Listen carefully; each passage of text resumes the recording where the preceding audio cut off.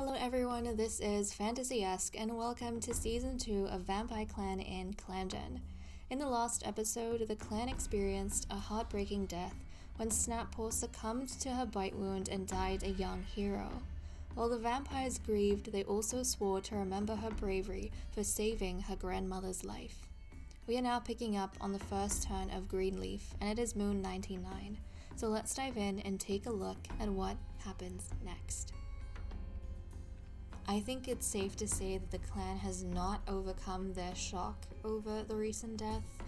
Vampyre Clan does not have enough healthy medicine cats will be sick/hurt for longer, and have a higher chance of dying. Let's dive into the medicine cat den. Master Quiet Flight was given Juniper as treatment for grief-stricken, Sunnytail was given Juniper as treatment for grief-stricken, and Eagle Dawn was given Ragward as treatment for running nose. Let's go over to relationships. Grandmaster Bluestar thinks Quiet Flight is being thoughtful of others. After completing a chore, Bloomrise reports to Grandmaster Bluestar. Grandmaster Bluestar purrs for a long time at one of Master Quiet Flight's lame jokes. Burnleaf has big plans for the day, but they're thwarted by Sunnytail doing something more important. Despite past disagreements, Sunnypaw is kind to Burnleaf in passing. Master Quiet Flight wishes she looked more like Bloomrise. Master Quiet Flight and Bloomrise strive to be like one another. I feel like these two have come a long way, like their relationship has from the beginning of this season, where they were always at odds because of Ibis Freckle. Obviously at that time, the clan as a whole did not know how unhinged Ibis Freckle was, and to go from constantly arguing and insulting each other to now wanting to be like one another, I think that shows a lot of growth and progress in their story. Sunnytail loses in a race against Grandmaster Bluestar and acts bitterly about it. Sunnytail knows that the advice Sunnypaw gave him will be helpful. Ibis Freckle laughs at bad jokes from Bloomrise. Pumpkin Paw stepped on Ibis Freckle's paw and pretended not to notice. Full Nest and Ibis Freckle roll up moss balls together. Full Nest sees Sunnypaw put something back where it belongs. Bloomrise and Sunnypaw chase off a predator on a patrol together. Bloomrise and Sunnypaw debate about something interesting. Though they disagree, they stay amicable. I wonder if Bloomrise is trying to help out with Sunnypaw because she knows that Eagle Dawn has some insecurities about this, and she wants to, without him knowing, maybe try and help Sunnypaw a little bit. So it takes the strain off of Eagle Dawn. Eagle Dawn notices that Burnleaf brought him a big piece of prey. Pumpkin Paw was convinced that Eagle Dawn was lying about something, but Eagle Dawn wasn't. Sunnypaw is telling Sunnytail something interesting about one of the hunter clans, the vampire hunter clans. And that is all we have for events. So even though the cats are sad, they are trying. Let's see what's going on in the cat list, starting off with Grandmaster Bluestar, who is making a solemn vow to protect her clanmates, especially in light of her granddaughter's death. I feel like she would feel even more motivated to make sure nothing like that happens again, or that no youngster is put in a position where they have to throw their life into danger to protect someone who's older. Master Quiet Flight is feeling nervous.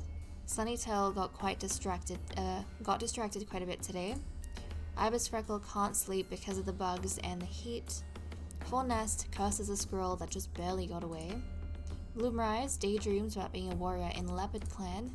Eagle Dawn saw a kitty pet sitting calmly next to a dog. Pumpkin Paw rolls around in the sunlight. Sunnypaw is watching Bloomrise train, and they did go out on patrol together, and they chased off a predator, so it's kind of nice to see them having a bit of friendship develop between the two of them. And Burnleaf is debating swimming to cool down, and I want to take a look at rankings. Pumpkin Paw has 37 experience, and Sunnypaw has 32, so his sister is still in the lead. Actually, by the end of this episode, after the patrols, we'll be able to figure out who is going to be the best of their batch, like whether we're going to have a prince or a princess. So we'll see how much he's able to catch up on in the patrol. But if he did manage to become prince, I think that'd be very interesting considering how hopeless his situation seemed when he became a fledgling. But okay guys, let us move on to patrols. It is kind of unfortunate that Pumpkin Paw is not going to be able to go on her final patrol as a fledgling, but that's okay. She needs some time to recover emotionally from her sister no longer being there. But we're going to send out these cats on a patrol. So we have Sunnypaw, Eagle Dawn, his mentor, Bloomrise, Fawn Nest, and Grandmaster Bluestar. So let's see what they get up to. While scrambling down the mountain slope, Sunnypaw is suddenly brought to a halt by Grandmaster Bluestar's tail swung out in front of his chest. Not a step further. There's a mushroom circle right in front of him, and no cat should tempt the moss cats unless they truly need their help. Proceed. Scoffing, Sunnypaw steps straight into the circle of mushroom.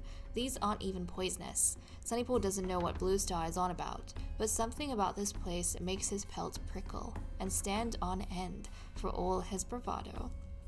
Okay, so that was kind of an eerie lost patrol to go on, and I hope it's not an indication for anything in the future, and I hope he hasn't upset anything or anyone in the future by doing that.